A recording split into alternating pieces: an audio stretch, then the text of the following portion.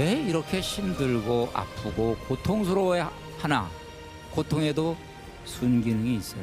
위대한 일은 전부 다 고통을 통해서 이루어졌어요. 고통의 장으로 들어와서 인생의 단련을 한번 해봐라. 이 세상 사람들이 겪는 고통에 내가 연대하게 만들어줘요. 세상의 고통으로 멍든 사람은 아름다운 영혼이 어떤 처지에 있든지 간에 긍정의 시각으로 긍정의 언어를 말하는 사람은 긍정의 결과를 향한 씨앗을 뿌리고 있는 셈이에요. 걱정하지 말고 불안해하지 말고 지금 우리가 가진 것을 사용하여 우리가 할 수 있는 것을 합시다.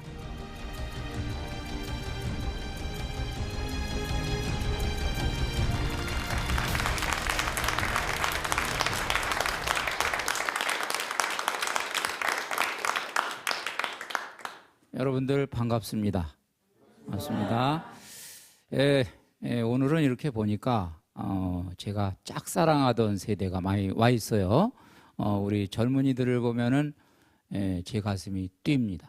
이게 문학적인 표현이 아니고 제가 여태까지 강의를 다니면서 젊은이들을 많이 만나지를 못했어요. 이제 한 600회 강의를 하는 중에 후반부에 제가 대학교 초대를 좀 많이 받아가지고 거기서 이제 뵀는데 정말 신이 났습니다. 정말 저도 젊어진 느낌이 들고, 근데 오늘은 참 젊은이들이 많이 와서 감사하고 즐기시기 바라고, 오늘 여러분들 모시고 제가 강의는 앉아서 할 거예요. 우리 주님을 초대하고 같이 강의를 시작을 해보겠습니다. 우리 여러분들 성호극 하겠습니다. 성부와 성자와 성령의 이름으로 아멘. 네, 오늘 여러분들 강의 주제는 잊혀진 질문입니다. 잊혀진 질문, 책으로 좀 나왔죠? 어떤 분들은 제목을 참 잘 지었다. 그래서 저도 좀 잘 지은 것 같은데 요즘에 조금 문제가 생겼습니다. 무슨 문제가 생겼냐면 잊혀진 질문을 찾으러 오셔서 하시는 말씀이 잊혀진 계절 없냐고, 그래서 저희들이 조금 당황해하고 합니다. 잊혀진 질문, 이 질문이라는 이제 말이 의미심장합니다. 이 질문은 인간만이 할 수 있는 인간의 특권이에요. 여러분들 애완견 있죠?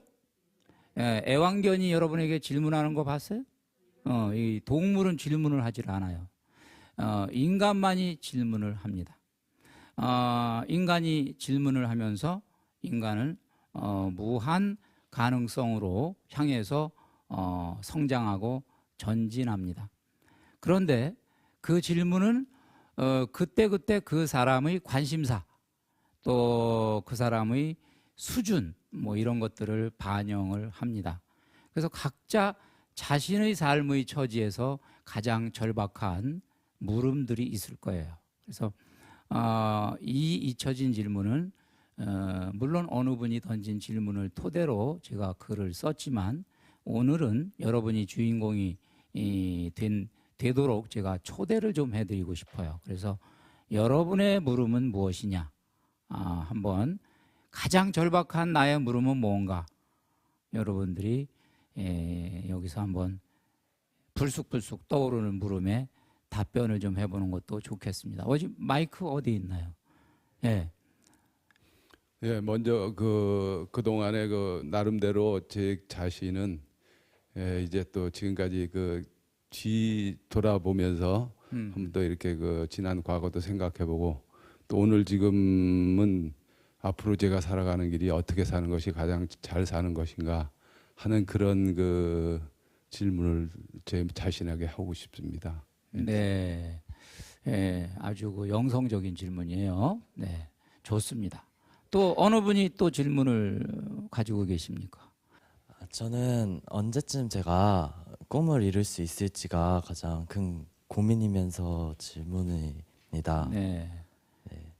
지금 몇 살이에요? 지금 20살입니다. 20살. 네. 이제 꿈이 가장 중요한 때입니다. 아주 나이에 맞는 물음인 것 같아요. 또 어디? 저는 제가 좋아하는 걸 드디어 찾은 것 같은데 부모님 반대랑 경제적인 상황 뒷받침이 안 돼서 어떻게 해야 될지 모르겠어요. 직장 뭐 그런 문제죠? 네, 좋습니다. 다른 분들도 그런 물음 가진 분들이 많을 것 같아요. 또 예, 주변에서도 그렇고 20대, 30대층 중에서 이제 신앙과 사회생활을 병행하는 것이 아니라 오히려 신앙을 포기하고 사회적인 생활, 특히 요즘 흔히 말하는 그 스펙 쌓기 이런 거 열중하는 그런 사람들이 늘고 있는데 어떤 쪽에서는 이걸 오히려 당연하게 보더라고요. 과연 이걸 당연하게 보는 것이 옳은 것인가 혹은 또 무엇이 우리를 그렇게 만드는가 그게 궁금합니다. 네, 요즘에 그 성당 다니는 젊은이들이 던지는 질문인 것 같아요. 또 한 번, 다른 분. 신부님 이렇게 만나 뵙게 돼서 아유. 질문 많이 하고 싶은데요. 아, 한 가지만 하라 그러니까는 네. 저는 세례받은 지 10여 년이 지났지만 이렇게 친구들 보면은 어느 순간에 이렇게 뭐 뜨거워진다랄까 그런 얘기들을 하거든요. 근데 저는 아직까지도 그렇지가 못해서 이제 아이도 다 키우고 했는데 왜 그런 지금 거에 빠져 있습니다. 왜 안 뜨거워지나? 네. 어. 난 왜 이렇게 주님에 대한 그 마음이 뜨거워지지가 않네요. 또 너무 뜨거워져도 문제예요. 네, 세상이. 네. 자, 또 어디 누가? 네.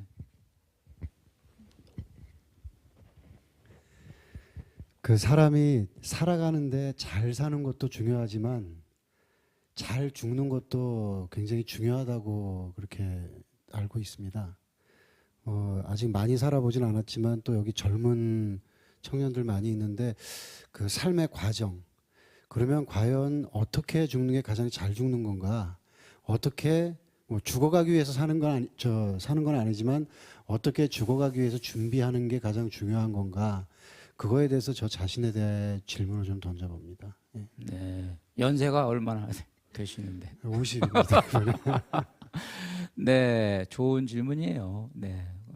그 다음에 또 아직 어리지만 진짜 지금보다 더 어렸을 때는 세상에서 좋은 것만 보고 행복한 것만 찾고 살았는데 최근에 살면서 어떤 사회 부조리와 악을 맞닥뜨리면서 그 가장 가까운 사람이 굉장히 고통받았던 것도 지켜봤고 그래서 그걸 보고 내가 직접 악행을 당한 건 아니지만 악행을 저지른 사람은 아직도 아무런 가책이나 태도의 변화 없이 살고 있고 그래서 내가 그걸 과연 바로잡을 권리가 있는지 아니면 바로잡으려면 어떻게 해야 되는지 앞으로 마주치는 부조리에 대해서는 어떻게 대해야 될지 지금 너무 궁금합니다. 이 시대의 분노를 대변하는 2040 세대의 물음입니다. 공감합니다. 그 다음에 또 예. 지금 이 학생이 얘기한 거랑도 좀 관련이 있는데 네. 과연 그렇다면 그 부조리한 일들을 목격하고 그런 일을 저지른 사람을 제가 그런 일상생활에서 만났을 때 과연 그 사람들을 주님이 말씀하신 대로 용서하고 받아들여야 하는지 근데 그 과정이 참 힘들더라고요. 그렇다면 과연 어떻게 하면 정말 진정한 용서를 할 수 있는지 그게 저는 요새 참 궁금합니다. 네. 제가 그거는 참고로 말씀을 드리면 그 여기도 답변을 좀 했습니다마는 제가 그 용서에 대해서는 그 통하는 기도 아주 용서에 대해서 잘 설명한 대목이 있어요. 예? 그거 꼭 읽어보세요. 예. 그 다음에 또 네, 우리 제가 알기로는 그 쇼펜하우가 죽을 때 우물쭈물하다가 나 이렇게 될 줄 알았어. 그리고 죽었답니다. 네. 근데 저는 그래도 앞으로 어떻게 주님이 보시기에 참 잘 죽을 수 있는 방법을 남은 여생을 어떻게 잘 이렇게 죽음을 위해서 준비를 할까 하는 생각을 하고 있습니다. 네. 그 질문은 지금 던지셔도 좋긴 좋으신데 앞으로 한 제가 30년은 좀 더 사실 거니까 딴 질문도 좀 같이 좀 던져주시면 그 질문은 아주 중요한 질문이고 네, 좋습니다. 그 다음에 또 제가 마트나 시장 가면 물가가 너무 많이 오른 걸 체험하거든요. 그래서 언제쯤이면 우리나라 이제 일반인들이 좀 물가 걱정 안 하면서 살 수 있을까 그런 생각. 그 질문은 제가 지금 굉장히 지금 던지는 질문이에요. 언제나 물가 올라가나. 저도 이 먹고 사는 거 참 힘들거든요. 그래서 수많은 가치가 이 시대에 존재하고 있는데 어느 가치가 옳은 것인지 그것이 가장 제일 큰 질문이고, 그리고 특히 종교적인 면에서는 많은 종교들이 자신의 종교에 진리가 있다고 하는데 그 상황에서 저는 어떤 판단을 내려야 될지, 그리고 또 만약에 신부님, 지금 차동엽 신부님께서 만약에 한국이 아니라 다른 이슬람 국가나 아니면 인도나 힌두교를 믿고 있는 인도나 그런 곳에서 태어나셨다면 신부님은 다시 사제가 되는 길을 선택하셨을지 궁금합니다. 답변을 원하는 건 아니죠? 네. 아마 이 강의 중에 뭐 4번에 걸쳐서 분산돼 가지고 답이 갈 거예요. 그럼 종합해서 판단하시면 됩니다. 네, 열심히 듣겠습니다. 네. 또 혹시 나 물음 안 던지면은 섭섭하다 하시는 분 계세요? 그러면 다 말했나요? 네. 그러면 이건 여러분들 적극적으로 이렇게 여러분들의 의견을 말씀해 주셔서 참 감사하고요. 그러면 이제 이 물음들이 바로 오늘 제가 취급하려고 하는 잊혀진 질문에 내포된 물음들입니다. 근데 이제 이 물음에 대한 저희 단상이 이 서문에 있습니다. 그걸 조금 읽어 드리면 여러분들이 물음에 대해서 깊이 있는 생각을 좀 가지실 것 같아요. 제가 낭독을 좀 해드리겠습니다.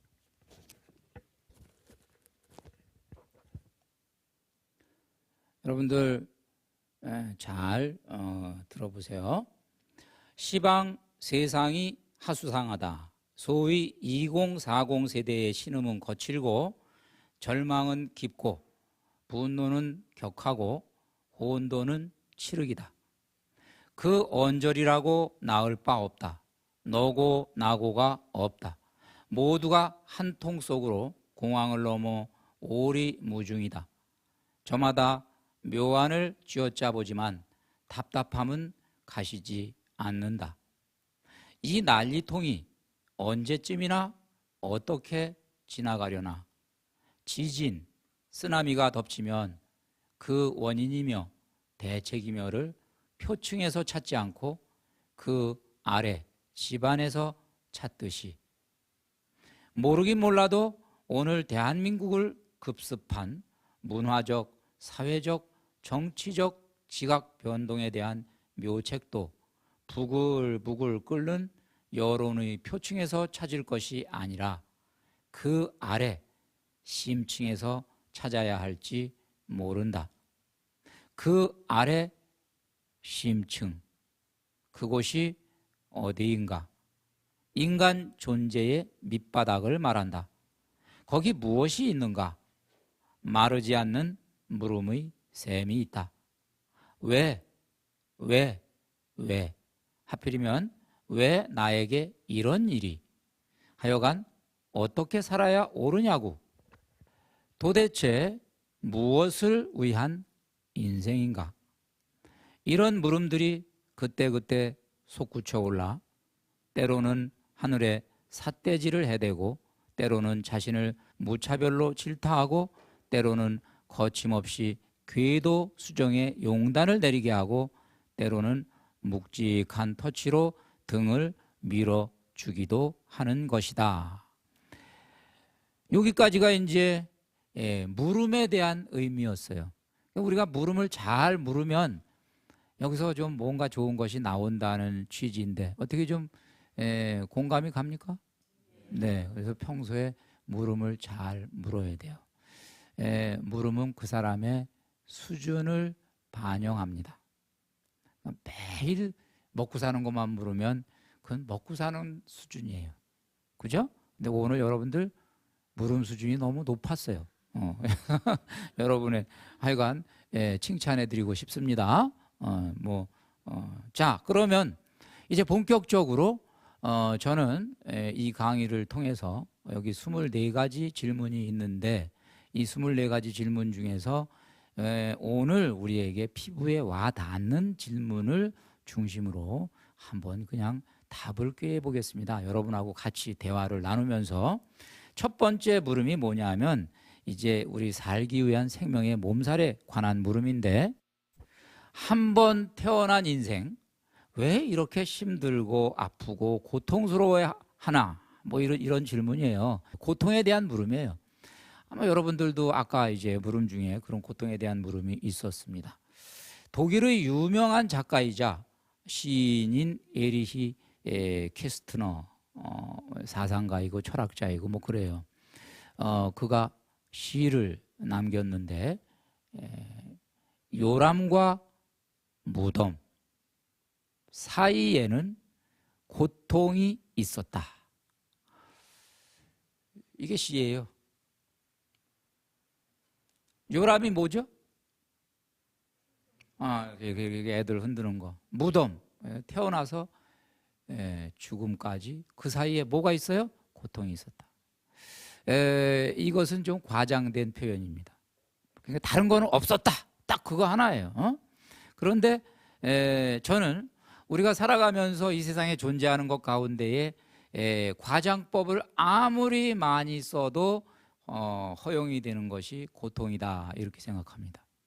어린아이가 배가 고파서 우울 때, 고통스러워서 우울 때 그가 말하자면 표현하고자 하는 것하고 아주 암 환자가 그냥 고통스러워하는 것하고 뭐가 더 괴롭냐? 우리는 얘기할 수가 없어요. 각각 고통은 우주의 중심입니다.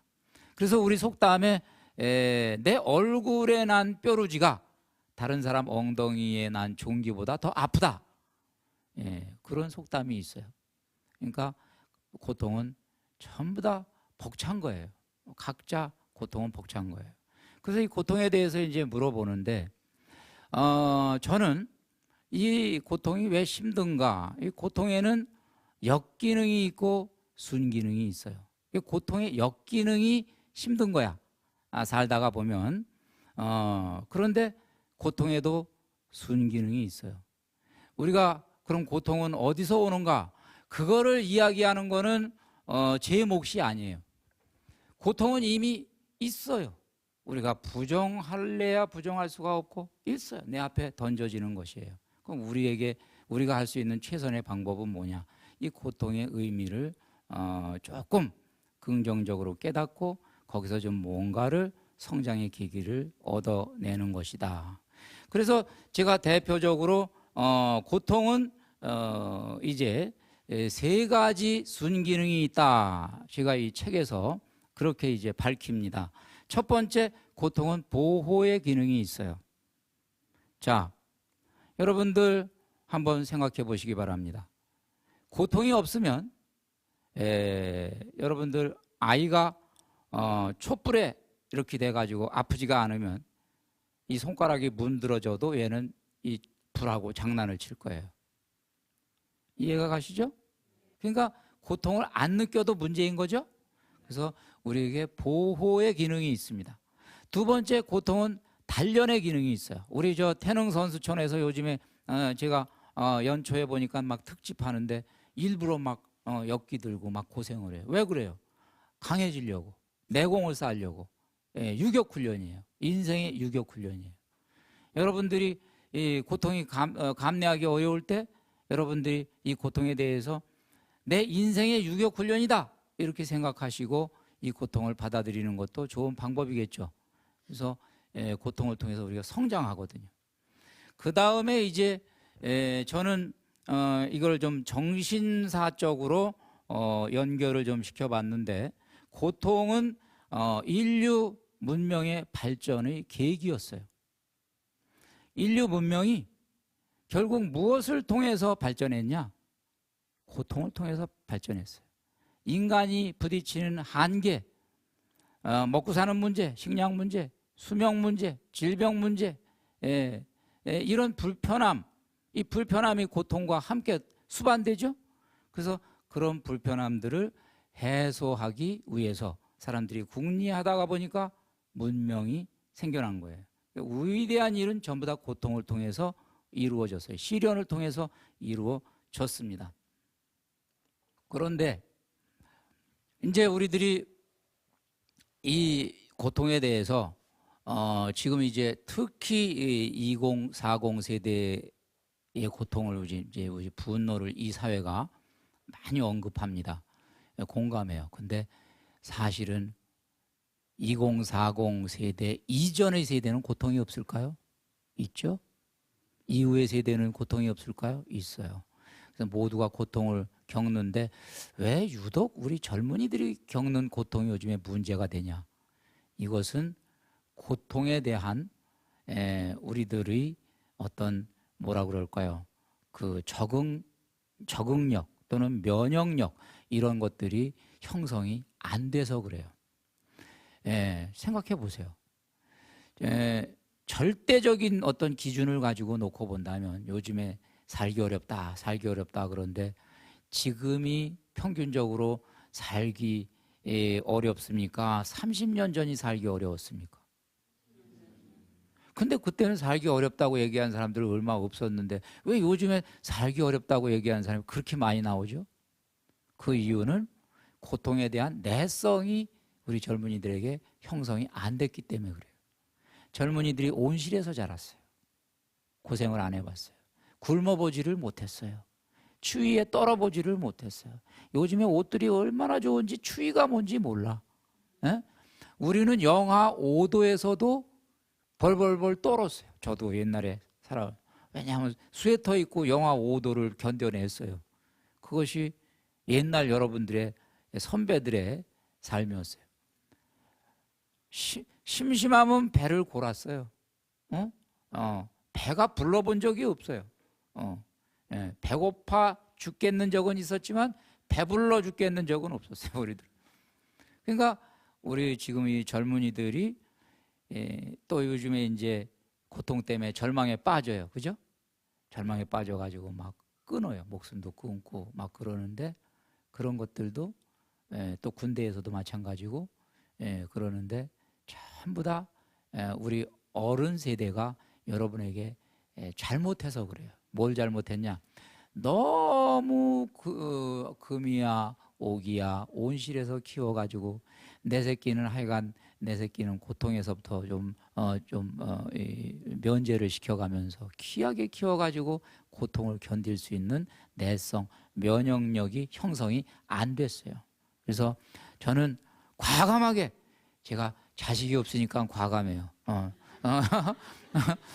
그래서 과감하게 여러분들을 이 고통의 장으로 들어와서 인생의 단련을 한번 해봐라.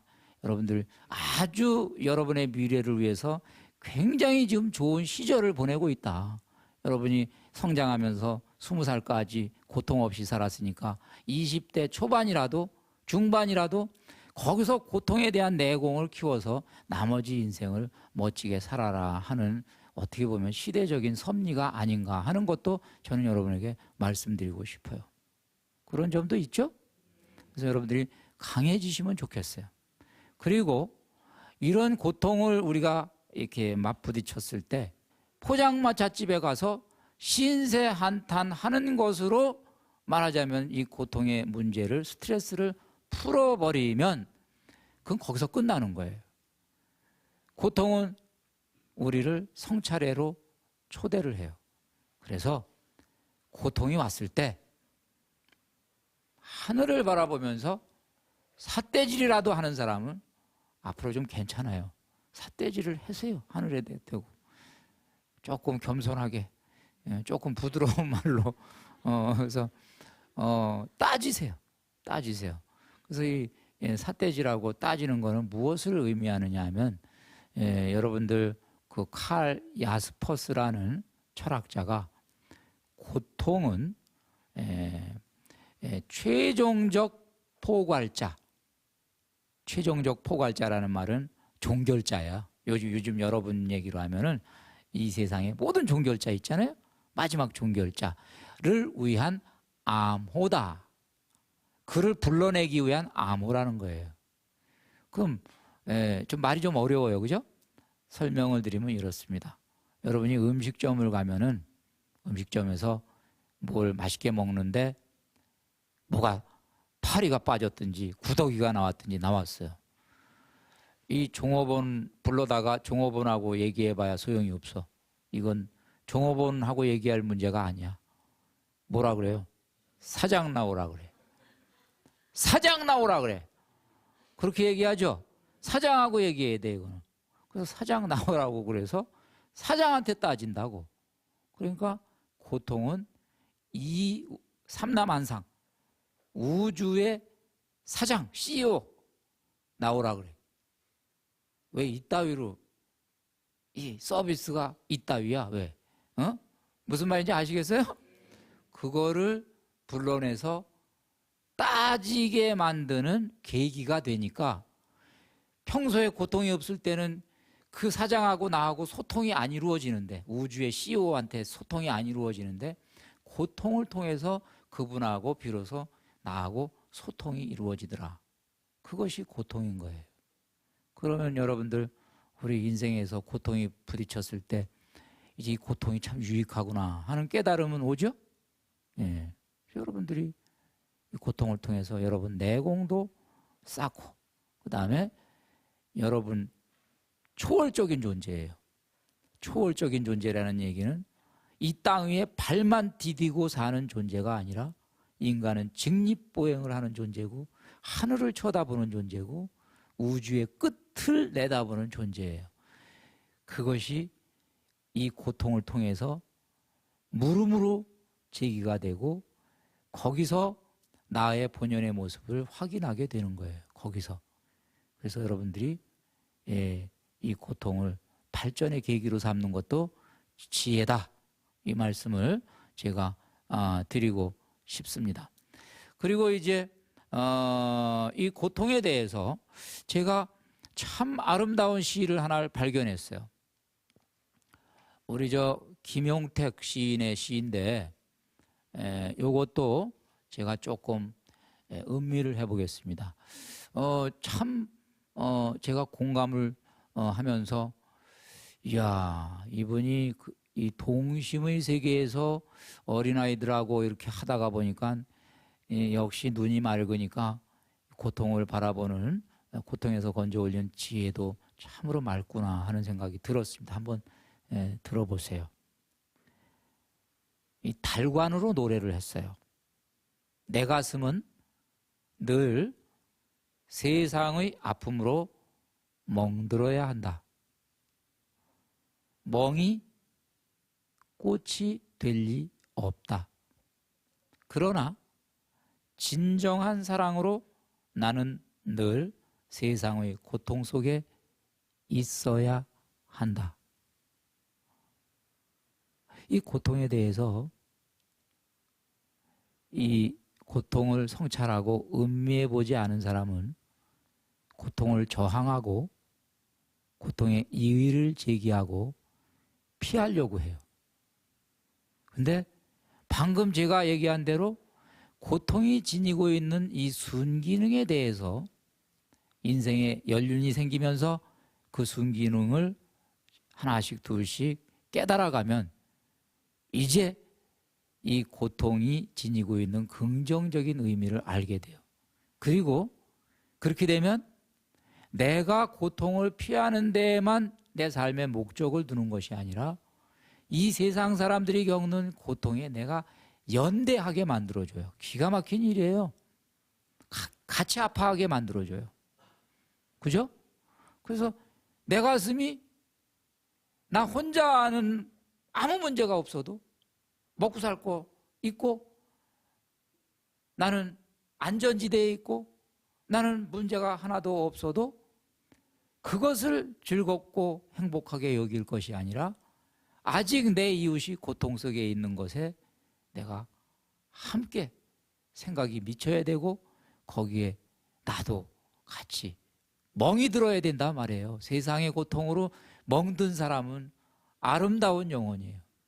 내 고통으로만 멍든 게 아니라 세상의 고통으로 멍든 사람. 사제가 그런 사람들입니다. 사제는 세상의 고통으로 가슴이 멍든 사람들이에요. 그죠? 예. 자, 그래서 제가 이제 그걸 음미를 해봅니다.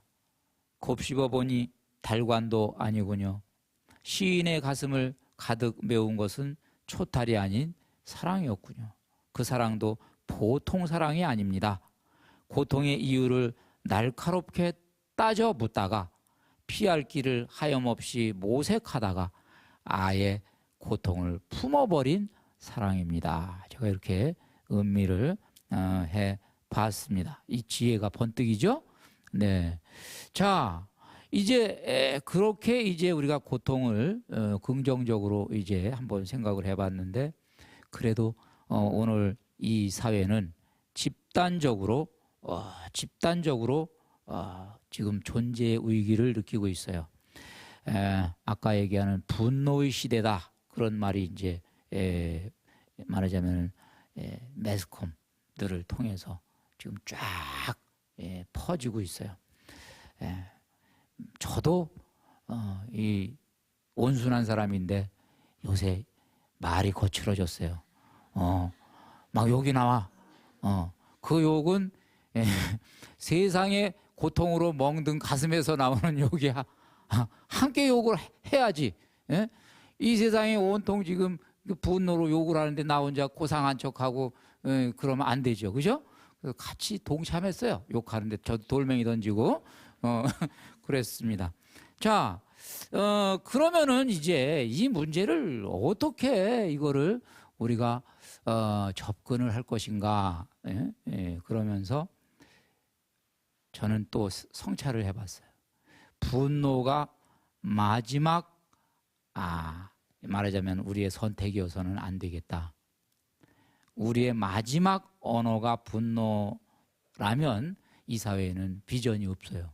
그래서 그래도 우리의 마지막 언어는 꿈과 희망이어야 된다. 이것이 저의 핵심적인 제 메시지입니다. 제 철학이고, 그래서 어려울 때일수록 꿈을 이야기하고 희망을 얘기해라.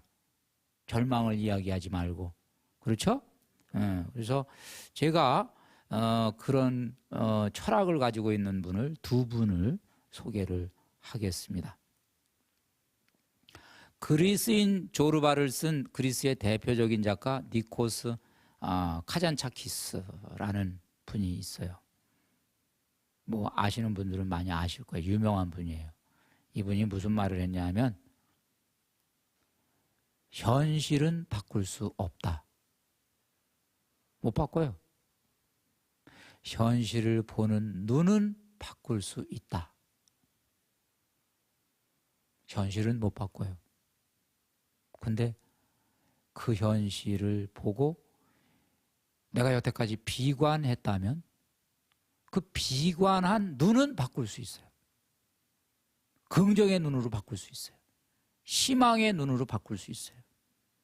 긍정을 이야기하고 희망을 이야기하는 사람이 결국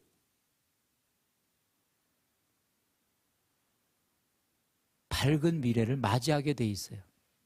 그 사람의 언어가 그 사람의 미래를 결정짓습니다.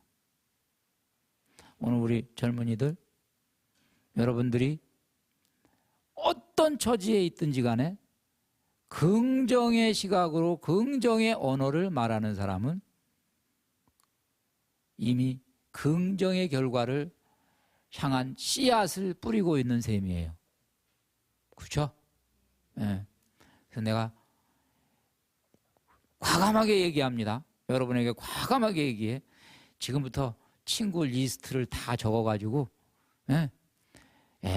긍정의 말을 많이 하는 사람 리스트를 따로 추리고 부정의 말을 많이 하는 사람 리스트를 따로 추려서 부정의 말을 많이 하는 사람에게 결별 선언을 하세요.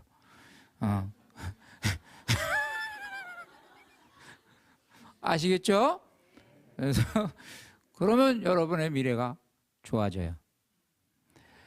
저희 미래3억 연구소 문화가 긍정의 문화입니다. 이제 무지개 원리가 나오고 저희 미래3억 연구소가 지금까지 이렇게 진행이 되는 가운데에 긍정의 문화로 저희는 여기에 딱 잡았어요. 초창기에는 불평불만을 하는 분들이 많았어요. 자꾸 긍정하라 그러니까 아주 그냥 지겨워 죽겠는 거야. 지금은 어떤 부정적인 시각을 가지고 있는 사람이 미래사목연구소에 들어와도 한 달을 못 버텨. 왜냐하면 들어주는 사람이 없어. 무슨 말인지 아시겠어요? 말해봤자 안 통해. 여기는 이상한 바보들만 사는 데야. 분명히 불평불만의 나의 대상은 있는데 말을 들을 안 해. 그것이 문화입니다. 아시겠죠? 이 사회가 좀 그런 사회가 되면 대한민국의 미래는 밝습니다. 밝을 수밖에 없습니다. 자, 그리고 마지막으로 미국의 32대 대통령 루즈벨트가 경제 대공황, 지금하고 비슷한 시절이에요. 그러니까 전 세계를, 미국은 그때 당시에 전 세계 경제에 아주 지대한 영향을 끼쳤으니까 강타한 경제 대공황입니다.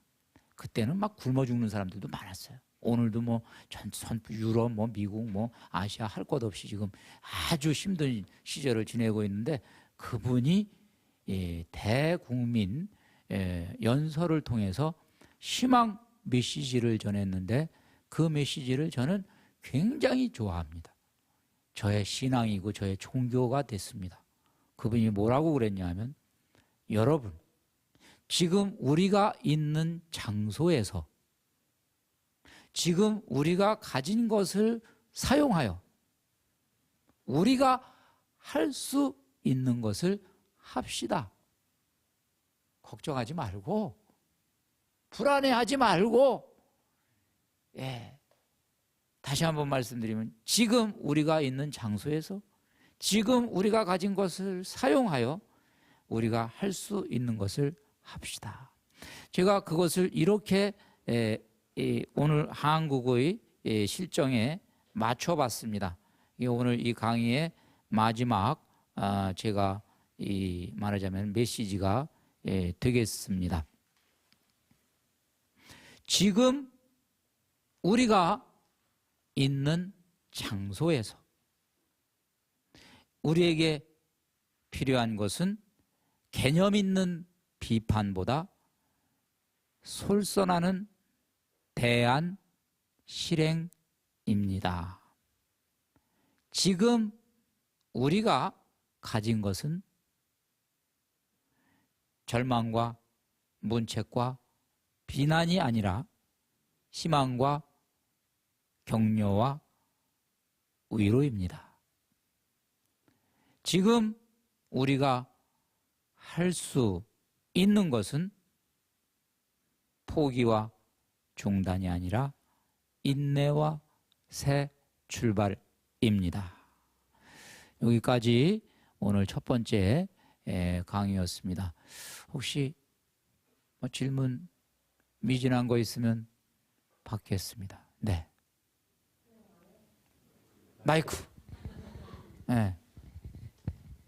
근데 고통에 순기능이 있으면 역기능도 있다고 하셨잖아요. 네. 그러면 고통에 지금 내가 겪는 고통이 나한테 역기능을 하고 있다. 그걸 어떻게 알 수 있는지. 고통이 나에게 절망을 주거나 고통이 나로 하여금 후퇴시키거나 이 세상에 대해서 고통이 상처로만 자꾸 나에게 체험되거나 역기능이죠. 고통을 통해서 자꾸 상처만 오고 그럼 역기능이죠. 또 아주 좋은 질문이에요. 그 절망을 너무 반복해서 상처를 계속 입고 이런 사람들한테 희망이라는 얘기는 어쩌기 보면 좀 공감이 안 될 수가 있거든요. 제가 이제 일주일에 한 번씩 유치인들을 가서 만나는데, 그래서 엊그저께도 신부님이 책을 읽고 그 긍정에 대한 에너지를 제가 받아서 가서 이제 전해드렸더니 되게 굉장히 막 이렇게 살아나는 듯한 걸 제가 이렇게 체험을 하면서, 근데 이제 희망을 가지세요 그렇게 얘기하면 마음은 희망을 갖고 싶고 긍정이 해야 된다라는 머리는 되는데, 그렇지만 마음속에서는 이게 그러니까 말로 하는 게 거짓말이 된다. 마음은 아직도 절망스럽고 심지어는 죽고 싶다고 얘기를 하는 거예요. 그러면 그런 분들한테 어떻게 희망을 진짜 속속들이 이렇게 해서 줄 수 있을까? 그런 부분에 참 많이 의문이 들더라고요. 제가 두 가지를 말씀드릴 수 있어요. 하나는 넬슨 만델라가 그들하고 비슷한 체험이죠. 정치범으로 이제 옥살이를 했으니까 그도 똑같은 체험을 하는 거죠. 희망을 가지고 싶은데 희망이 안 가져지는 거예요. 그래서 그는 희망의 상징을 키우고 싶었어요. 그래서 간수한테 부탁해서 나에게 요 땅, 요 한 평짜리 요 공간을 여기다가 꽃을 심을 수 있도록 허락해달라. 꽃을 가꿨어요. 그래서 자기의 파라다이스, 자기의 낙원을 가꿨어요. 그 자기 희망을 가꿨어요. 얘네들이 자라나듯이 내 안에 이 꽃이 함께 자라난다. 그것을 바라보면서 자기도 희망을 같이 꽃 피우는 거예요. 그래서 그런 방법이 가능하겠다. 첫째는. 그 다음에 또 하나는 제 희망 철학인데 이게 아무리 눌러봐도 희망이 없을 때는 희망은 일단은 컨텐츠 없이 형식이라는 그 자체로 절망을 선택하는 거하고 희망을 선택하는 것은 하늘과 땅의 차이예요. 컨텐츠 하나도 없이도 근거 없이 절망을 선택해도 막 내 안에서 불행 호르몬이 막 나오는 거예요. 근거 없이 내가 속아서라도 희망을 선택하면 조금 있다가 맛있는 거 나온다. 그럼 여기서 허다못해 이 소화 물질이 나오고 기분이 좋아. 그러니까 하여간 속아서라도 희망을 선택을 하면 나에게 유익한 일이 생겨요. 그래서 제 희망 철학은 아무거나 붙들고 희망이라고 우겨라. 그거요. 희망이 없어도 희망을 선택하는 것이 남는 장사다. 그게 제 메시지예요. 네. 또 혹시 질문? 여러분들 아주 적극적이십니다. 예, 조금 전에 긍정적인 말을 하는 친구와 부정적인 말을 하는 친구를 각각 리스트를 만들라고 하셨는데 그 부정적인 말을 하는 친구들도 너무 소중해서요. 끊지 못하고 이제 제가 계속 저와 다른 친구들 계속 긍정적인 말을 한다면 그 친구들도 함께 변할 수 있지 않을까 그런 생각도 드는데요. 제가 그거는 아까 조금 웃자고 한 얘기고 너무 진지하게 받아들이지 마시고 지금 그런 그 접근법이 좋습니다. 그런데 아무리 해도 안 바뀌면 그때는 어느 정도 선에서 그냥 현명한 선택을 하시라 이 말씀이에요. 네. 그럼 신부님께서 아까도 말씀하셨는데 고통에서 벗어나기 위해서는 무조건적으로 그렇게 희망을 먼저 떠올리고 이제 선택을 하라고 하셨는데 그렇다면 근데 솔직히 이제 그게 아까도 말씀하셨지만 좀 쉽지는 않잖아요. 그러면 저희가 좀 구체적으로 어떻게 하면 그걸 현실에서 좀 적용을 할 수 있는 방법이 있을지 좀 궁금해요, 신부님. 네. 저는 제가 그냥 제 개인적으로 어떻게 보면은 대학교 갈 때까지 너무 이른 시절에 그야말로 밑바닥을 키웠어요. 그 바닥이라고 하는 동네에서 살았고 바닥으로 갔고 바닥의 삶을 가난하게 그다음에 고등학교도 돈이 없어서 진학을 못하는 형편에서 제가 공고로 가고 이런 이제 일들을 겪었는데 그때도 지금 여기서 얘기한 대로 긍정적인 시각이 저에게는 늘 있었어요. 그래서 절망하지 않고 그때그때 희망을 가지고 희망의 힘으로 살았어요. 그러니까 어떤 처지에서든지 바라보기 나름인 거예요. 똑같은 처지에서도 바라보기 나름인 거예요. 그래서 제게 인터뷰를 어떤 분들이 요즘에 정말로 절망한 젊은이들에게 신부님이 해줄 수 있는 말이 뭡니까? 이렇게 이제 해서 제가 역설적으로 얘기했어요. 아마 제가 얘기를 해도 안 통할 겁니다. 왜냐하면 저는 어떤 절망적인 상황이 제 눈앞에 닥쳐도 딱 3일만 절망을 하도록 시간을 허락하고 3일 후에는 틀림없이 뭔가 희망의 꼬투리를 잡고 새 출발을 할 것이기 때문에 그렇습니다. 그래서 여러분에게 그 답을 드립니다.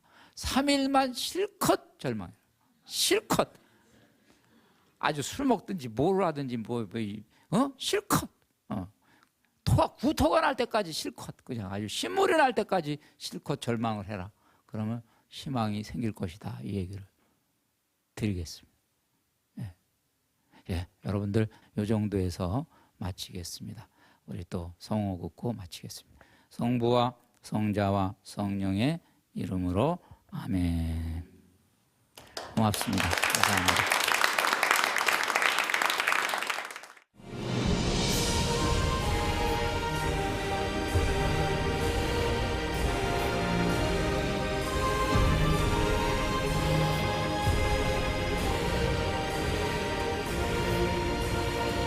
외로움, 그냥 외로운 게 있고요. 생산적인 외로움이 있어요. 생산적인 외로움을 고독이다. 고독하게 되면 나 자신을 대면하게 돼. 너 왜 그러니? 너 왜 그렇게 화가 났니? 침묵을 맞대면하죠. 내가 너를 사랑한다. 이것이 확신이 들면 홀로가 즐거움이 돼요. 즐거움이 돼요. 왜 저 사람은 나쁜 짓을 하고도 이렇게 잘 사냐? 하느님 벌 주시는 분이 아니에요. 매는 때리십니다. 인간은 자유의지를 가진 존재입니다. 자유의지를 일단 주었기 때문에 인간 스스로가 이 악을 복구할 수 있도록 책임도 우리가 져야 되는 거야. 우리가 믿고 있는 하느님이 얼마나 위대하시고 자비로우신 분이십니다.